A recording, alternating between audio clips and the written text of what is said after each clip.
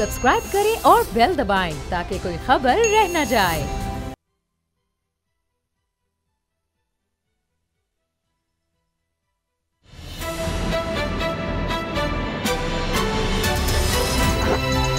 अब पता चला।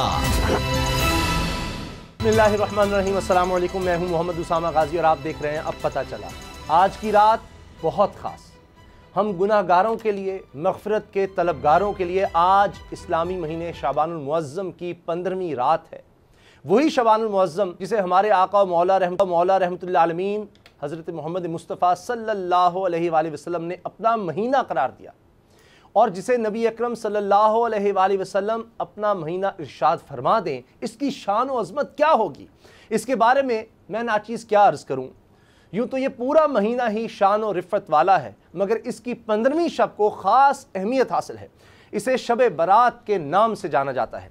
नबी करीम सल्लल्लाहु अलैहि वसल्लम के फरमान आलिशान का मफ़हूम है कि शाबान की 15वीं रात अल्लाह ताला आसमान दुनिया पर तजल्ली फरमाता और अपनी रहमत से बनी कल्ब की बकरियों के बालों से भी ज़्यादा गुनाहगारों की बख्शिश होती है। इसीलिए रात को किसी ने लैलतुल मुबारका कहा है, किसी ने लैलतुल बरात और लैलतुल रहमा। हकीकत यह है कि 70 माओं से भी ज़्यादा मखलूक से मोहब्बत करने वाला खालिक ऐसी रातों के ज़रिए मखलूक को बख्शिश का मौका फराहम करता है। बस कदरदानी करने वाला दिल होना चाहिए। लेकिन कितनी कमबख्ती है हमारी कि मालिक तो बख्शिश के बहाने ढूंढे और हम फिर भी गफलत की चादर ओढ़े सोते रहे, नाफरमानियां करके, मनमानियां करके अपने आप को ही हलाकत में डाले रहे। और सोशल मीडिया के इस दौर में तो अजीब रस्म चल निकली है कि अपने जानने वालों को एक मुआफ़ी का मैसेज करके हम समझते हैं कि हम सारे फ़राइज़ से बरज़िम्मा हो गए हैं। लेकिन कैसे? ज़रा अपने अपने गिरेबान में झांक कर देखें तो पता चल जाएगा कि मुआफ़ी मिली या नहीं। क्या यह हकीकत नहीं कि कीना, बुग़्ज़ हम नहीं छोड़ते, रियाकारी हम पर ख़त्म, ज़ख़ीरा अंदोज़ी हमारा पेशा, झूठ, ग़ीबत, चुगली हमारी आदत, रिश्वत, सिफारिश, 2 नंबरी में हम लासानी, और ऊपर से गलत फहमी के ये एक मैसेज करके सब कुछ माफ़। अल्लाह हमें माफ़ करे। आइए बरकत, रहमत और बख्शिश वाली इस रात में दिल से अपने गुनाहों की माफ़ी चाहें, खुदा के हुजूर सजदा रेज़ होकर कोरोना जैसी वबा से निजात की दुआ करें, क्योंकि बख्शिशें, रहमतें, मग़फ़िरत और शफ़ा देने वाला पुकार रहा है। तो दुआओं में ख़ास तौर पर आपने हम सबको याद रखना है, बोल की पूरी टीम को और अपने तमाम रिश्तेदारों को और सरकार दो आलम सल्लल्लाहु अलैहि वसल्लम की सारी उम्मत को कि अल्लाह ताला सबकी मग़फ़िरत फरमाए। और आज जिस तरह से ये रात बड़ी बरकत वाली है, इसमें आपने दुआओं का सिलसिला हमारे लिए भी जारी रखना है। लेकिन जिस तरह मैंने अर्ज़ किया कि इस रात में भी दुख ये होता है कि हम ज़ख़ीरा नहीं छोड़ते, 2 नंबरी नहीं छोड़ते। अब जहाँ ज़ख़ीरा अंदोज़ी की बात आएगी, नाजायज़ मुनाफ़े की बात आएगी, धोखाधड़ी की बात आएगी, फ़रेब की बात आएगी, तो पाकिस्तान में आजकल जिस स्कैंडल का सबसे बड़ा चर्चा है वो है शुगर माफिया का स्कैंडल। अंदाज़ा लगाइए कि यहाँ पर रमज़ान मुबारक आ रहा है, जिस तरह शबानुल मुअज़्ज़म का मैंने अर्ज़ किया, इसी महीने में हो क्या रहा है कि जनाब हमने ज़्यादा से ज़्यादा महंगाई करनी है, ज़्यादा से ज़्यादा ज़ख़ीरा अंदोज़ी करनी है, ज़्यादा से ज़्यादा रोज़ेदारों का खून चूसना है, क्योंकि यही तो सीज़न है हमारे अरब पतियों का, यही सीज़न है। अब हो ये रहा है कि आखिरकार हमारे इदारे भी लग रहा है कि कुछ ज़िंदा हो रहे हैं, ये भी अल्लाह की शान है। अब FIA ने ऐसे ऐसे लोगों को नोटिस जारी कर दिए हैं कि मैं तो हैरान हूँ। अब असद खरल साहब, बाबर डोगर साहब से जानूंगा कि ये क्या हो रहा है, ये सिर्फ नोटिस है या वाकई कार्रवाई होने लगी है, क्योंकि हम तो हमेशा कहते रहे कि जी ये सिर्फ इमरान खान साहब नोटिस लेते हैं, इस दफ़ा नोटिस पहुँच गए। ये असद खरल साहब आपके इदारे FIA ने कर क्या दिया है? यानी जहांगीर तरीन साहब चले ठीक है, मुन्नस इलाही भी, मरियम वाज साहिबा भी, हुमायूं अख्तर खान साहब भी, यानी अक्रॉस द बोर्ड ये पाकिस्तान में ऐसे नहीं होता। देखिए मामला ये उसामा साहब, हुमायूं अख्तर के हवाले से आपने जो बात की है, ये दुखती रग पे आपने हाथ रखा है। और ये डॉक्यूमेंट्स जो हम शेयर करने जा रहे हैं, अच्छा, डॉक्यूमेंट्स भी लाए आप? हाँ जी, कॉन्फिडेंशियल डॉक्यूमेंट है और ये डॉक्यूमेंट्स हैं और स्ट्रिक्टली कॉन्फिडेंशियल है। अच्छा, और ये मेरा इसमें कमाल नहीं है, कमाल उन बैंक अफसरान का है। ये देखें जी, ये वो डॉक्यूमेंट्स हैं जो कि ये देखें ज़रा, नाज़रीन देखें ज़रा, सस्पिशियस ट्रांजैक्शन, ये सस्पिशियस ट्रांजैक्शन चेयरमैन नैब को एक लेटर लिखा गया, किसने, वो मैं कहता हूँ उनको सलाम है FMU के उन बैंक के अफसरान को जिन्होंने 2011 में अप्रैल में ये लेटर लिखा और उसके अंदर उन्होंने बताया कि हमायूं बरादरान किस तरह वर्स्ट शुगर क्राइसिस, मैं नहीं कह रहा, ये लिखा हुआ है, उन्होंने क्या लिखा कि worst sugar crisis of the country है, उसके अंदर इन्वॉल्व है। उसके अंदर बंदों के बेनामी और फ्रंटमैन के नाम दिए गए, किन किन के नाम पर किस तरह मनी लॉन्ड्रिंग की गई, किस तरह पैसा और किस तरह आर्टिफिशियल बहरान पैदा किया गया। उसामा साहब, इस हवाले से मैंने खुद ये बर्मिंघम के भी हैं, यूके भी, ये सारे डॉक्यूमेंट्स हम दिखा रहे हैं, पूरे डॉक्यूमेंट आप देख रहे हैं, एक्सक्लूसिव आप पता चला प्रोग्राम के हवाले से आपको एक्सक्लूसिव ट्रांजैक्शन, ये मैंने इधर बैठ के नहीं बनाई उसामा साहब। सर इसमें तो एक एक चीज लिखी नजर आ रही है, अक्टूबर 2009 इसमें देखिए लिखा हुआ है कि worst sugar crisis of the country जो है, और इसके हवाले से क्या हुआ था जो मैं बार बार करता था। जी जी, नैब जो है जब बात आती है, ये जनाब ये mega corruption 179 mega corruption case है, उसके अंदर भी ये शामिल है, ये उनके अंदर शामिल है, ये मैं कहानी नहीं सुना रहा। ये सुप्रीम कोर्ट ने जब नैब ने अंडरटेकिंग दी 179 मेगा करप्शन केसेस की, तो उसमें सुप्रीम कोर्ट ऑफ पाकिस्तान के सामने विदाउट फियर एंड फेवर और टाइमलाइन के साथ इसको नैब ने डिसाइड करना था। ये 2 अप्रैल गालबन इसकी डेट है, सॉरी अप्रैल 3 है गालबन 2011 ये डेट है, ठीक। ये 9-10 साल हो गए हैं और इस पे इन मुलजमों पे आज तक किसी ने हाथ नहीं डाला था। मैं कहता हूं क्योंकि आज वजीर आजम इमरान खान साहब हैं, क्योंकि उनका कोई चीनी का कारोबार नहीं है। अगर जहांगीर तरीन साहब को नोटिस हो सकते हैं तो इनको भी बुला लिया गया है। ये वो चीज़ें हैं जो कि FIA को मैं दे रहा हूँ, मेरी बात होगी अल्लाह काम से, वजीर आजम पाकिस्तान को चीज़ें मैं भिजवा रहा हूँ और उनसे मैं ये सवाल करूँगा कि ये जो केस है इसको कितने में बेचा गया। उसामा साहब, आपको पता है इस केस का वकील कौन था? ख्वाजा हारिस साहब। उन्होंने नैब को धमकी लगाई, आपको याद होगा, एक धमकी अमेज लेटर लिखा था नैब को कि आपकी जुर्रत कैसे हुई मेरे क्लाइंट को ये नोटिस भेजने की, आपको पता है।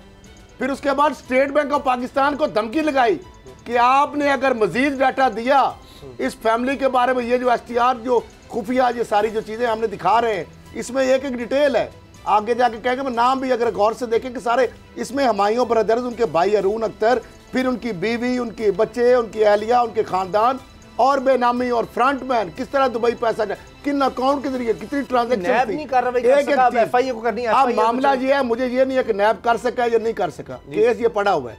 अब 10 साल तो काफी होते हैं, नैब को SOP बता दे या नंबर प्रोड्यूसर साहब बुलाए, आप नैब के जो तर्जुमान है नवाज शरीफ आसम साहब, चेयरमैन नैब, DG जो भी है, उनका नंबर मिलाएं, या वो कल मौकफ दे रहे कि 10 साल इस केस के ऊपर वो बैठे रहे हैं और सुप्रीम कोर्ट की कंटेम्प्ट इसमें अलाउ है मुझे। और नैब 1 जुलाई 2000 जब ये केस की प्रोसीडिंग हो रही थी, चेयरमैन नैब को वक्फे के बाद बुलाया गया, उस ऑर्डर में भी लिखा MCB निजकारी केस जो 26 साल बाद वो सारा, उसके अंदर उन्होंने कहा कि नैब इंडिपेंडेंट इदारा है क्या। प्रोसिक्यूटिंग जनरल वकास डार मरहूम ने कहा कि जी मेरा काम नहीं है, चेयरमैन नैब कमरजमान चौधरी थे, उसको वक्फे के बाद बुलाया गया। ये ऑर्डर सारा जिसमें मेगा करप्शन पेश की गई, मामला ये तो हो गया एक काम। अच्छा, ये FIA के रडार पे आ गया। इमरान खान, मैं दोबारा आपकी तरफ आता हूं आपकी इजाजत से। बाबर डोगर साहब, ये तफसील मेरे सामने है और इसमें एक एक करके सबको बुलाया गया है, किस तरह से सट्टेबाजी की गई, किस तरह यानी ये बाकायदा रेट जारी करते थे। 7 गिरफ्तारियां हो चुकी हैं। अब 2 अप्रैल को जहांगीर तरीन साहब को बुलाया गया है, रमज़ान शुगर मिल यानी हमजा शहबाज साहब को भी 2 अप्रैल को, मरियम साहिबा को 31 मार्च को, और इसी तरह से मुन्ना सलाई साहब को 1 अप्रैल को बुलाया गया। अल मुईज़ शुगर मिल यानी नुमान शमीम खान 5 अप्रैल, ये मदीना शुगर मिल है, मियाँ रशीद मियाँ हनीफ इनको 7 अप्रैल, 12 अप्रैल को तलबी नोटिस है सर हमायूं अख्तर साहब को।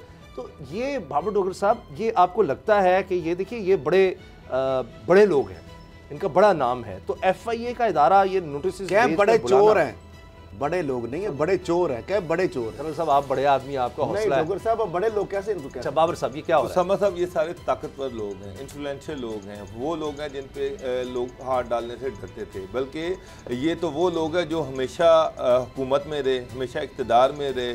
उसमें देख लें जहांगीर तरीन है, उसमें हमजा शहबाज हैं, मरियम नवाज़ हैं, मुन्ना सलाई हैं, ये सारे ताकतवर लोग हैं, ये सारे पैसे वाले लोग हैं। इन पे तो आज तक कभी हाथ डालने से पहले लोग सोचते थे। FIA की तो इतनी जुर्रत नहीं थी कि इन पे हाथ डाल सके।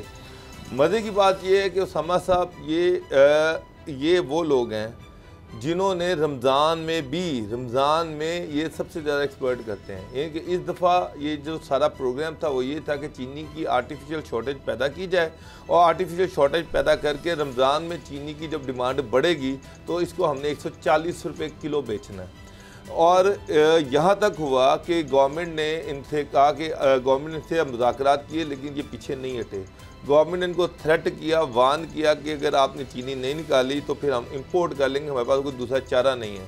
इन्होंने कहा जी आप इंपोर्ट कर लें, लेकिन हम चीनी 140 से कम नहीं बेच सकते।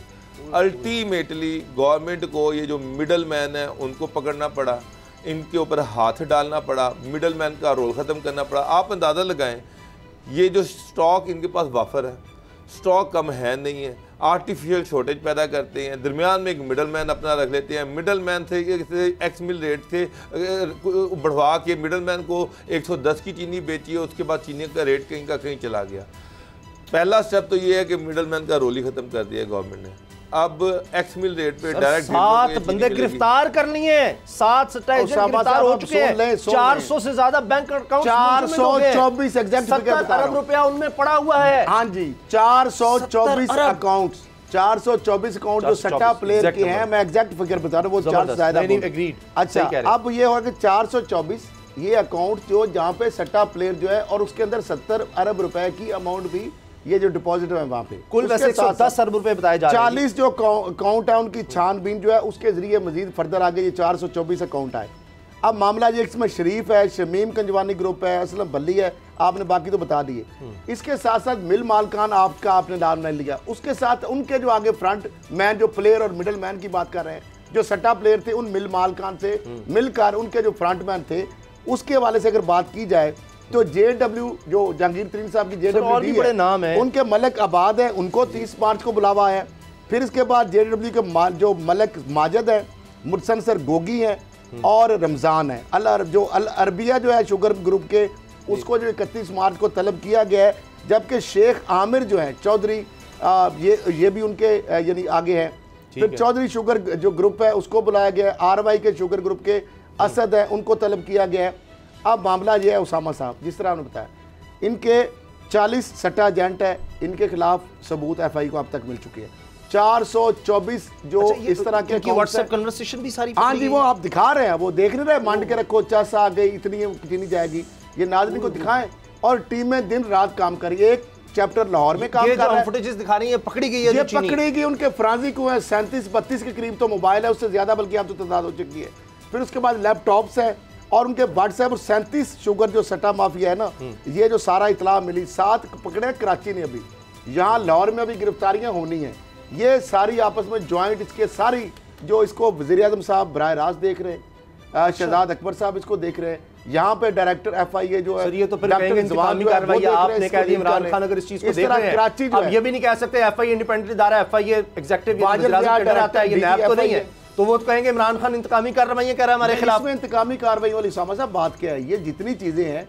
और अभी जो केन कमिश्नर जो डोगर साहब बात कर रहे हैं, जो क्यों मिडल मैन का रोल, सर मैं तो हैरान हूँ केन कमिश्नर का सुन के। इसमें पंजाब हुकूमत सुनहरी इस्लामी दौर आ गया है कि जहां पर ज़मीर नहीं बिक सकता। पहली मर्तबा ये जो बात रही, जो पहली बात, मैं जो किसान हूँ मुझे पता है, पहली मर्तबा डोगर साहब इसको वेरीफाई आप भी कर सकते हैं, पहली मर्तबा पंजाब में किसानों को गन्ने की कीमत मुनासिब मिली है। अच्छा। और फौरी मिली है, क्योंकि जो हुकूमत ने नया ऑर्डिनेंस लाई है पंजाब में, आज भी ब्यूरोक्रेसी में ऐसे लोग हैं। दूसरी बात, अच्छा, जो डोगर साहब ने बात की, एक आम बात, 2 दिन पहले जब इन्होंने कहा ना 800 की बोरी इजाफा कर दिया, केन कमिश्नर गए खुद और साथ DC को लेके पत्तोंकी से और 2 और जिलों से जो मिले थी, उन्होंने खुद जाके सप्लाई शुरू कराई लाहौर और बड़े शहरों के लिए, क्योंकि यहाँ पे ये ब्लैकमेल पहले करते रहे। अच्छा, ये फ्लोर मिल की हो एसोसिएशन की बात धमकी लगाई थी कि हम जनाब नहीं करेंगे। डोगर साहब ने कईयों के मुआहदे भी मंसूख कर दिए, उनको ब्लैक लिस्ट भी कर दिया, बड़ी को जिन्होंने कहा था जी हम सप्लाई करेंगे और फिर मुकर गए, पता नहीं जखीरा और 15 दिन तक स्टॉक। अच्छा सर, अगली खबर बड़ी अहम है, स्टॉक रजिस्टर्ड होगा। अब ये भाग नहीं सकते, और जो FIA ने जो शिकंजा कसा है और हाई कोर्ट में अदालतों में रजू करेंगे, आपको पता है शायद कि नहीं, वो बड़े बड़े वकला करेंगे, वहां पे जाएंगे, बड़ा भाग दौड़ करेंगे। सर जिनके एजेंट्स के 70 अरब रुपए पड़े हुए अकाउंट्स में, उनका अपना क्या हाल होगा। अच्छा, मरियम साहिबा के हवाले से एक और बड़ी अजीब और बड़ी बुरी खबर है कि पहले वो कहती थी कि बिलावल और मैं बहन भाई हैं, फिर कहती रही कि हमजा भी भाई है, और कभी हो ही नहीं सकता, हम अलग होंगे। अब पीपल्स पार्टी ने एक अजीबो गरीब गेम कर दी है, यानी एक जरदारी सब पर भारी, वो अब नून लीग पर भारी पड़ रहे हैं कि उन्होंने ये पत्ता खेला है कि अब हमजा साहब से डायरेक्ट कांटेक्ट होगा। कहा यह जा रहा है, पीपल्स पार्टी ये कह रही है कि मरियम साहिबा बहुत सख्त हैं, उनका लहजा सख्त है, उनका अंदाज सख्त है, उनका सियासत का जिस तरह से वो सियासत कर रही है वो नहीं काम चल सकता। पीडीएम के अगले इजलास में चीज उठाई जाएगी, सरबराह इजलास में, कि हमजा बनता है, हमजा को लाया जाए नून लीग की प्रेजेंटेशन पर और उसको सपोर्ट करेंगे, अब उससे राब्ते किए जाएंगे। और बिलावल खुद कह चुके हैं कि जी वज़ारत आला अगर मिलनी चाहिए तो हमजा को मिलनी चाहिए। बाबर डोगर साहब, ये तो एक अजीब गेम पीपल्स पार्टी करने लगी है कि अब अगर पीडीएम ने आगे जाना है तो मरियम के बगैर चलेगी, वरना नहीं चल सकती। ये तो बड़ा मुश्किल हो जाएगा नून लीग के लिए फैसला करना। उसामा साहब, मरियम के खिलाफ तो नून लीग में बगावत हो चुकी है, बगावत हो चुकी है। लोग इंतज़ार कर रहे हैं, लोग हमदा शहबाज की तरफ देख रहे हैं और शहबाज शरीफ का इंतज़ार कर रहे हैं। शहबाज शरीफ की आज कोर्ट में हेयरिंग थी, कोर्ट ने अब नेक्स्ट डेट 13 अप्रैल डाली है। 13 अप्रैल एक बड़ी दिलचस्प डेट है। 13 अप्रैल तक मरियम की बेल है, जो उन्होंने प्री अरेस्ट बेल करवाई थी नैब में पेशी से पहले, उसकी मुद्दत 13 अप्रैल को डेट है, 13 अप्रैल है और 13 अप्रैल को ही शहबाज शरीफ की बेल की अगली डेट गवर्नमेंट से और नैब से जवाब मांगा गया। तो लग रहा है कि चीज़ें बड़ी क्लियर हैं कि मरियम अंदर जाने की तैयारी में और शहबाज शरीफ बाहर आने की तैयारी में है। और शहबाज शरीफ जब बाहर आएंगे तो फिर शहबाज शरीफ की ही रिट होगी। अभी जो लास्ट मीटिंग्स हुई हैं, जाती उमरा में जो मीटिंग्स हुई हैं, मरियम जब मौलाना फजल रहमान से मिली है तो उस वक़्त उस मीटिंग में नून लीग का कोई अहम लीडर शामिल नहीं था। अयाज सादिक नहीं थे, राना तनवीर नहीं थे, ख्वाजा साद रफीक नहीं थे। बताएं कौन सी, ये कब हुआ है कि अब सीनियर लोग ही नहीं आ रहे? सर, ये जो लास्ट नाश्ता दिया मरियम ने पीडीएम की, तो उस जब यूसुफ ज़गलानी साहब जब तो उस वक्त नून लीग का कोई सीनियर बंदा वहाँ पर मौजूद नहीं था। जिस तरह से पार्टी ने अपोजिशन लीडर अपना बनवा लिया, तो नून लीग वाले ये कह रहे थे कि हमने तो मरियम से पहले ही कहा था कि पे पार्टी पे एतबार नहीं किया जा सकता, पे पार्टी पे एतमाद नहीं किया जा सकता। शहबाज शरीफ जो है उनका तो बयान ही ये था कि जरदारी पे एतबार हम नहीं कर सकते। मैं तो उन पे, उन्होंने खुद कहा था कि मैं उस पर एतबार नहीं कर सकता। लेकिन ये मरियम थी जो पीडीएम में इंटरेस्टेड थी, मरियम थी जो पार्टी के साथ हाथ मिलाने में इंटरेस्टेड थी। अब नून लीग के अंदर एक मायूसी है। नून लीग ये समझती है कि पार्टी ने उनको धोखा दिया, दीवार के साथ जाके लगा दिया। अब एक और मैं आपको खबर बता दूं, मरियम आयका बहुत डेस्परेट हैं, बहुत ज़्यादा डेस्परेट हैं, बहुत उन्होंने एफर्ट कर रही हैं, बहुत कोशिश कर रही हैं कि वो लोग जिनसे उन्होंने कहा था कि हम कभी बात नहीं करेंगे और जो भी बात होगी आवाम के सामने होगी, वो चाह रहे कि किसी तरीके से उनसे कोई मुलाकात हो जाए, कोई बात हो जाए, कोई बीच में पैगाम रसां आ जाए। मैं आपको कंफर्म इत्तला दे रहा हूं कि मरियम ने एक दो बड़े अहम लोगों के जरिए से, बहुत अहम लोगों के जरिए से भरपूर एफर्ट की है, भरपूर एफर्ट की है किसी तरह से मेरी एक मुलाकात अरेंज करवा दें। अब अगली सुन ले उसामा साहब। अच्छा, मैंने आपको एक इसमें से किसी तरीके से मेरी मुलाकात अरेंज करवा दें, लेकिन आगे से जवाब आया कि नहीं, इनसे कोई मुलाकात नहीं हो सकती, ये हमारा मैंडेट नहीं है। अच्छा, आगे सुन ले।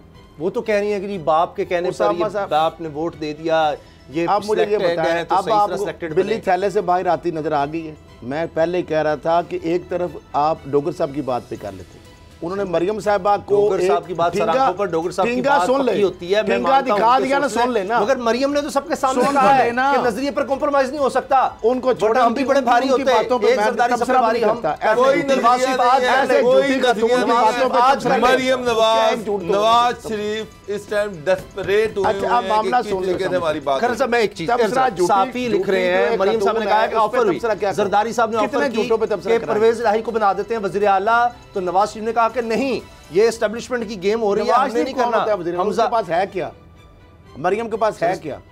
उनके नून लीग के लोग छोड़ दे, वो दो इस्तीफे तो दे नहीं सकते, ज्यादा लोग हैं, वो इस्तीफे तो दो मुंह पे मारने थे और 165 उनके पास नहीं हुआ।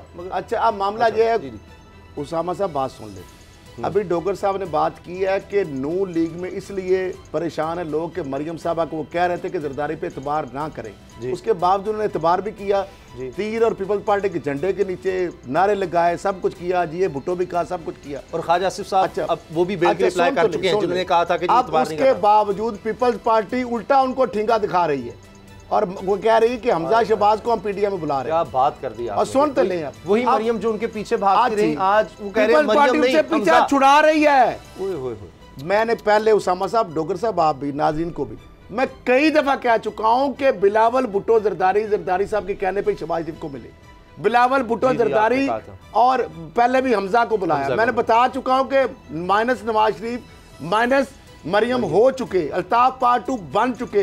मैंने पीडीएम की फातह खानी, कुल खानी बहुत सारे पहले पढ़ चुका, लॉन्ग बर्थ इस्तीफों का मैं बता चुका। मैंने आपको कहा था कि जब जरदारी साहब ने एक हफ्ते के अंदर 3 दफा, ये मैं फिर दोहरा रहा हूं, नवाज शरीफ से राब्ते किए तो उनको पता लगा कि इन तिलों में तेल नहीं है, उनको पता लग गया कि नवाज शरीफ के सिस्टम में स्टेक नहीं है, उनको पता लग गया मरियम साहबा के स्टेक नहीं है।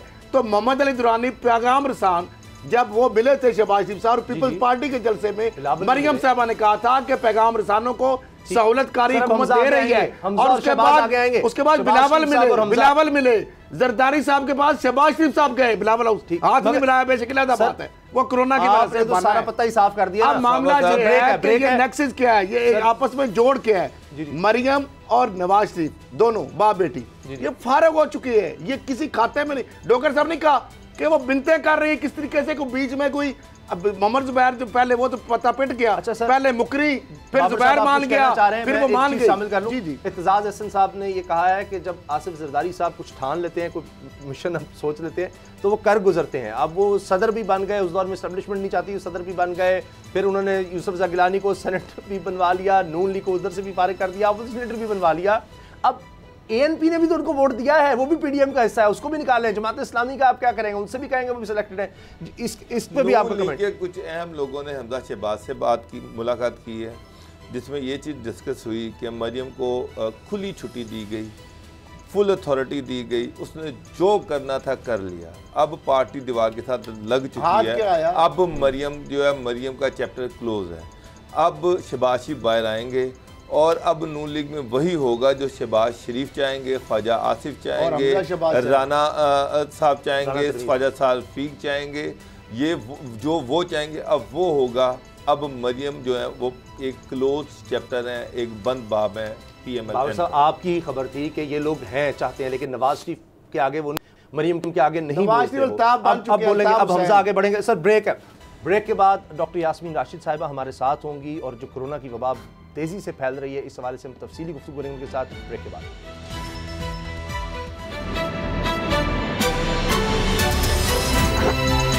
अब पता चला,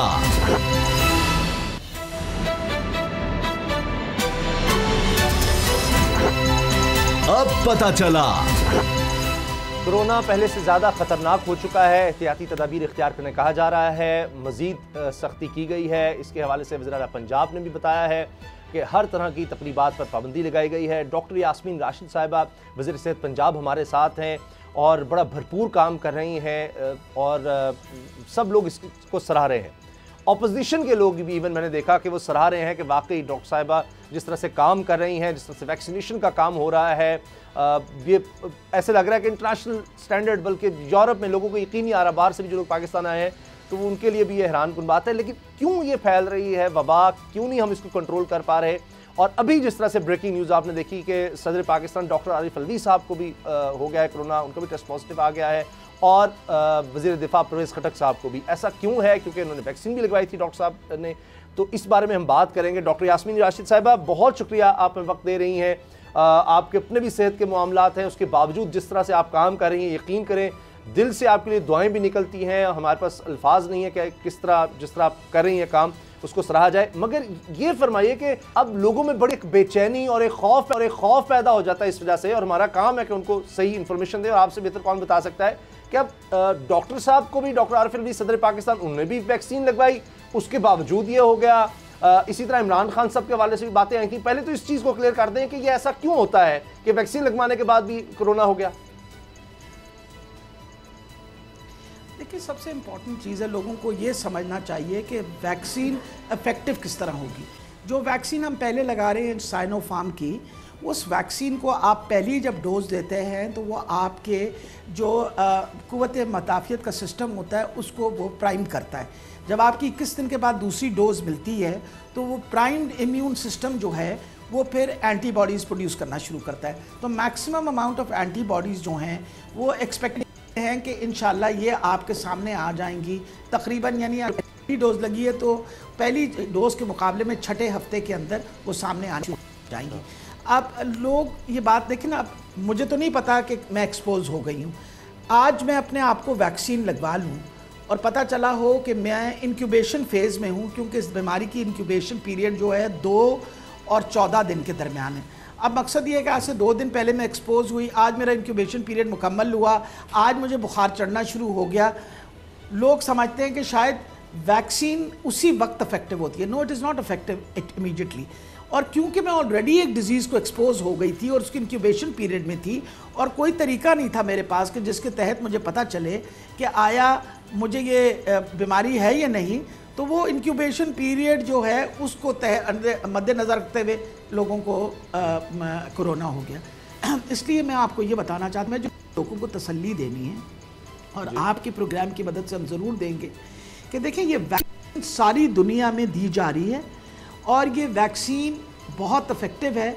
और इस वैक्सीन का असर, सबसे अच्छी बात यह है कि जो चाइनीज़ वैक्सीन है इनको सबसे कामयाब पूरी दुनिया में एक्नॉलेज किया जा रहा है। अगर पूरी दुनिया में हम इसको एक्नॉलेज करते हैं तो फिर इसका ये मतलब है, अब फॉर एग्ज़ाम्पल मिडल ईस्ट के अंदर यानी अमारात के अंदर जो वैक्सीन लगी है वो बेसिकली साइनोफार्म लगी है। हम भी यहाँ ये वाली और जो कॉन्साइनो है उसकी भी दुनिया में उतनी तारीफ़ हो रही है और अल्हम्दुलिल्लाह कल उसकी कंसाइनमेंट पहली आ रही है। वो सिंगल डोज़ है, उसकी पाकिस्तान में हमने ट्रायल भी की हुई है। उनकी हमारे साथ एक बड़ी स्ट्रॉन्ग कमिटमेंट है, उसकी ख़रीदारी का सिलसिला भी शुरू हो गया है। अगले महीने वो हमें तकरीबन 30 लाख डोजेज़ दे रहे हैं and they are single doses. तो मेरा ख़्याल है कि लोगों को तैयारी करनी चाहिए।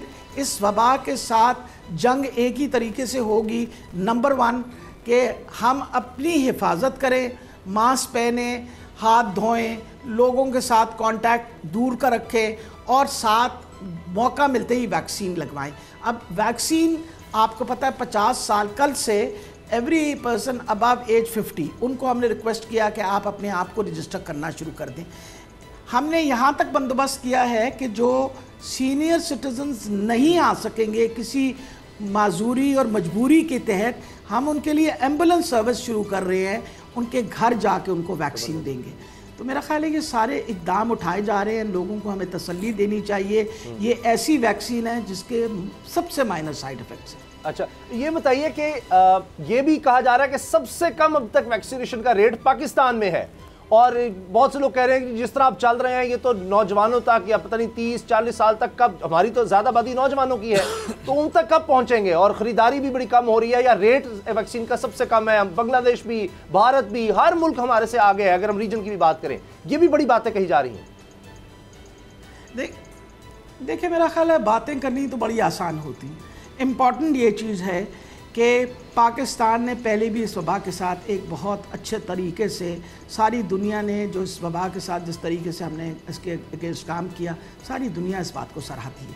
इम्पॉर्टेंट ये चीज़ है कि इंशाल्लाह ये वैक्सीनेशन का प्रोसेस शुरू हो गया। इमरान खान साहब खुद पर्सनल इंटरेस्ट ले रहे हैं to ensure procurement of vaccine. हमारी खुश नसीबी ये है कि Chinese vaccine is now the best vaccine. अगर चाइनीज़ की हमारे बड़े अच्छे और देरीना दोस्त हैं, हमेशा हमें सपोर्ट किया है। अभी भी जो पहली खेप हम उनके साथ परचेज़ कर रहे हैं which amounts about 70 lakh, 70 lakh vaccine जो है उसकी कमिटमेंट ऑलरेडी 10 लाख परसों आ रही है और 70 लाख जो है अगले महीने की कमिटमेंट है बिटवीन कॉन्साइनो एंड साइनोफर्म। तो they are standing with us like our friends हमेशा। जहाँ तक कोवैक्स का ताल्लुक़ है, कोवैक्स हमारे साथ कमिटेड है कि उसने हमें 4 करोड़ 40 लाख वैक्सीन देनी है। तो इंशाल्लाह ये वैक्सीन का सिलसिला जारी रहेगा, इसमें कोई रुकावट, कोई रोकथाम नहीं आएगी। मैं आपके प्रोग्राम से ज़रूर रिक्वेस्ट करूंगी कि जितने बुज़ुर्ग हैं, खुदा के लिए आप इंश्योर करें। वैक्सीन 126 सेंटर हमने पंजाब में बनाए हुए हैं, आप जाके अपने बुज़ुर्गों को ज़रूर वैक्सीनेट करें। एक हमारी खुशनसीबी है कि हमारा मुल्क जो है उसके अंदर एक बहुत बड़ी आबादी हमारे जवानों की है। अल्हम्दुलिल्लाह बहुत हद तक 99% जो है वो इस वबा के साथ बहुत अच्छी तरह कॉन्टेस्ट करते हैं। लेकिन ये बात नहीं है कि इंशाल्लाह वो भी उस फहरिस्त में आ जाएंगे। आज अगर हम 50 साल के लोगों की रजिस्ट्रेशन का काम कर रहे हैं, अनकरीब वो वक्त आएगा जब हम कहेंगे आप 40 साल से ऊपर जो लोग हैं वो भी अपने आप को रजिस्टर कराएं। आप अगर हमारे मुकाबला जो है वो इंडिया के साथ वैक्सीनेशन पे कर रहे हैं, तो आप ज़रूर उनकी मैनेजमेंट का भी मुकाबला हमारे साथ करें, उनकी फर्टिलिटी रेट का भी मुकाबला करें। उनकी इस वक्त जो सूरत हाल बनी हुई है वो दुनिया में चौथा मुल्क है जिसमें सबसे ज़्यादा फर्टिलिटी रेट है और जिसके अंदर सबसे ज़्यादा वबा फैल रही है। मैं बिल्कुल एग्री करती हूँ, उनकी आबादी हमसे 4 गुना 5 गुना ज़्यादा है, लेकिन उनका रेट हमसे बहुत ज़्यादा है।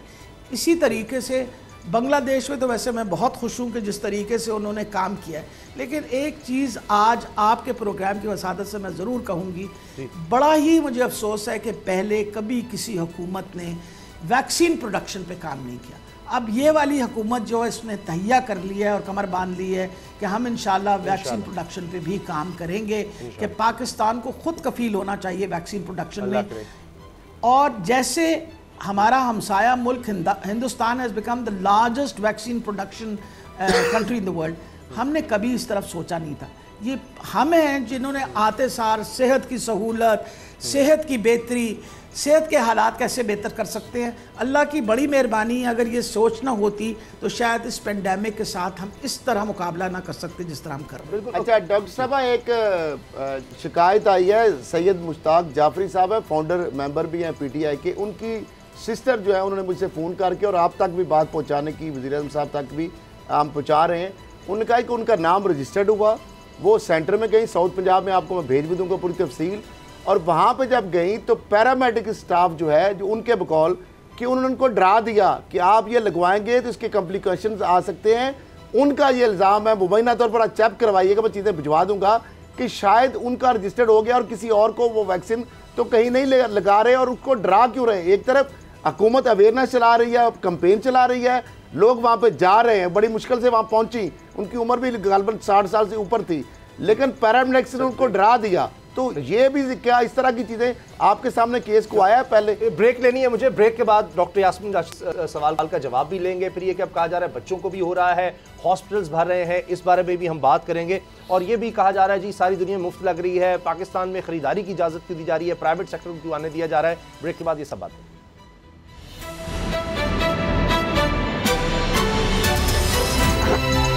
अब पता चला।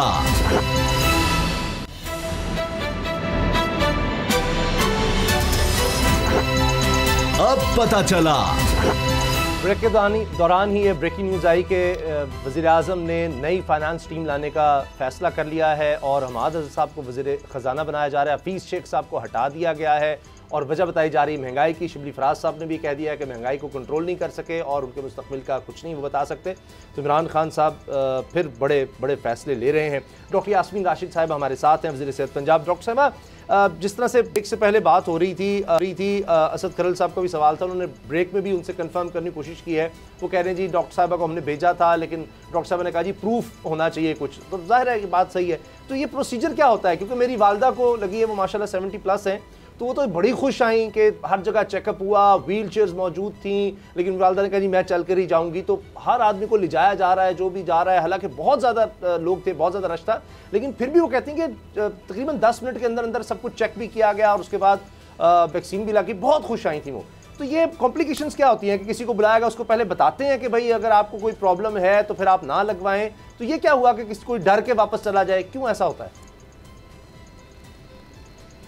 मेरा ख्याल है ये इंसिडेंट्स जो मैंने सुना है, मुझे बड़ा अफसोस हुआ है। वजह ये है कि बड़ी स्ट्रिक्ट विजिलेंस जो है वो हमारी सिविल एडमिनिस्ट्रेशन की जो है वो भी वहाँ है मौजूद।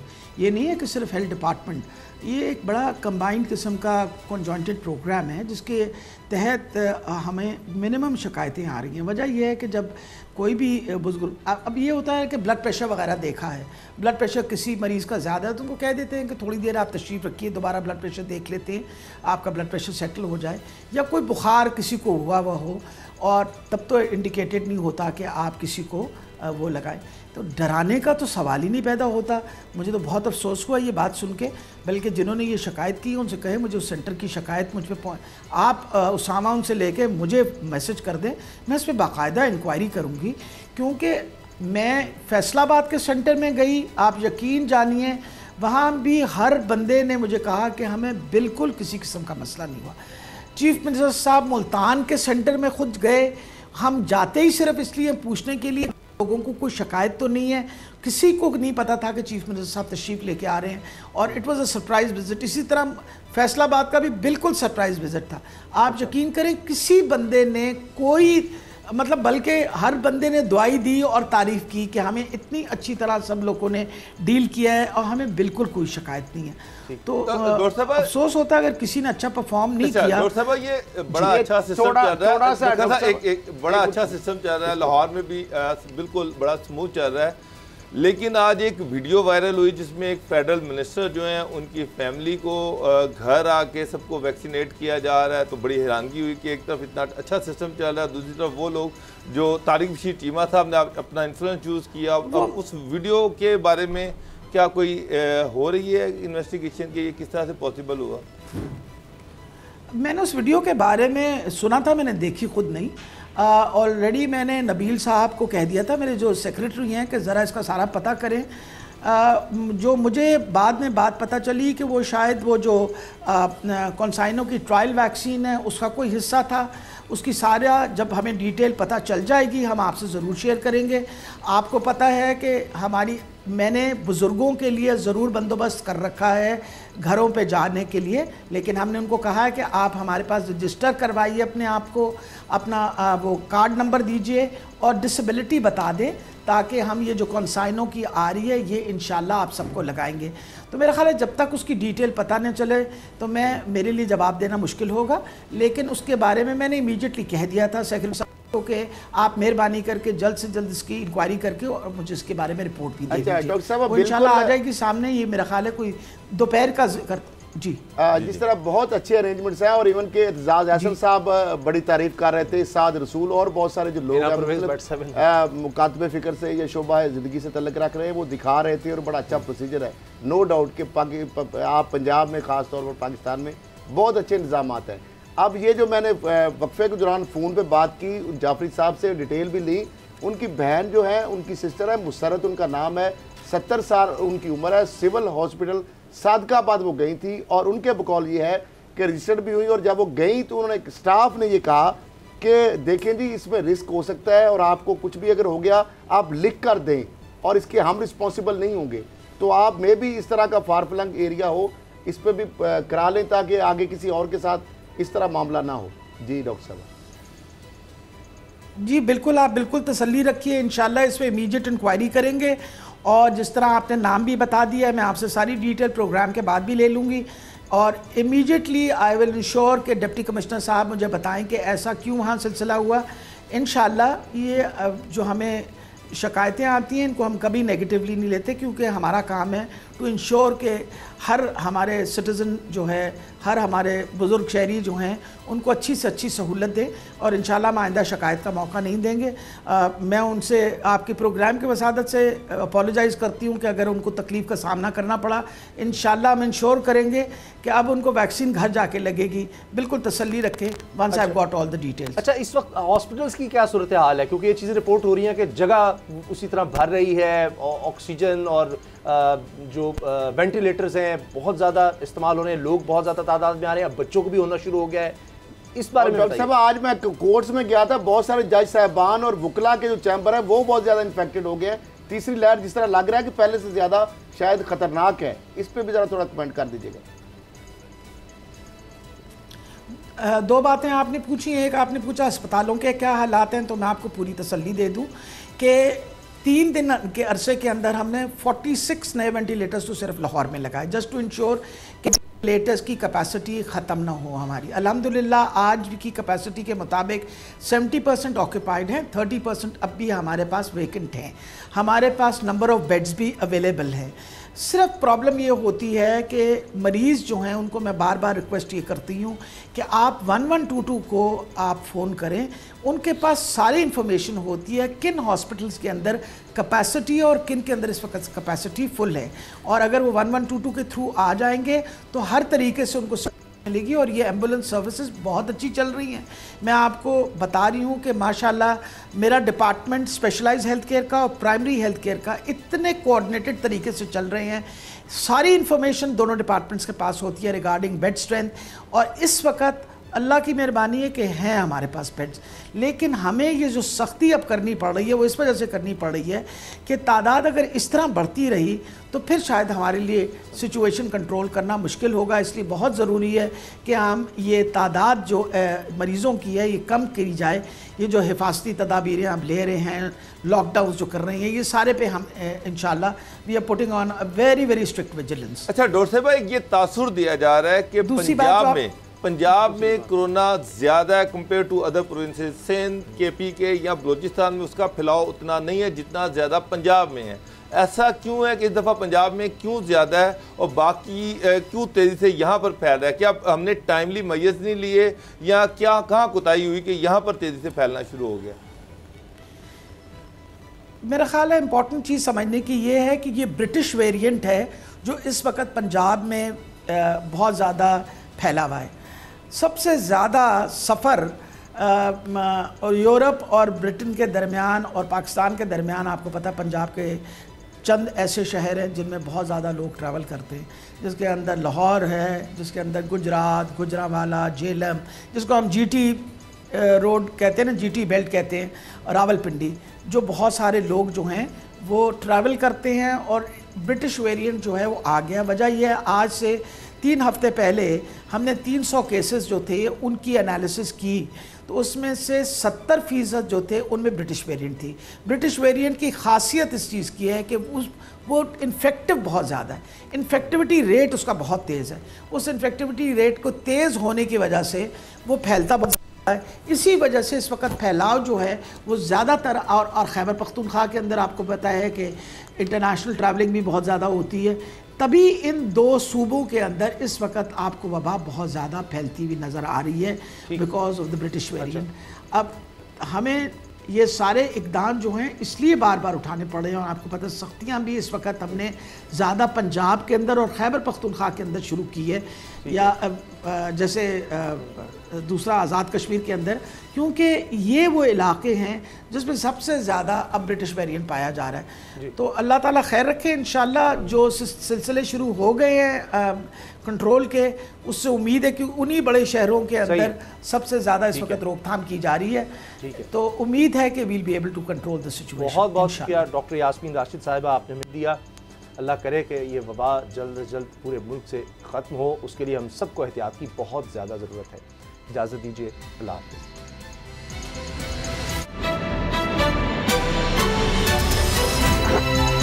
अब पता चला।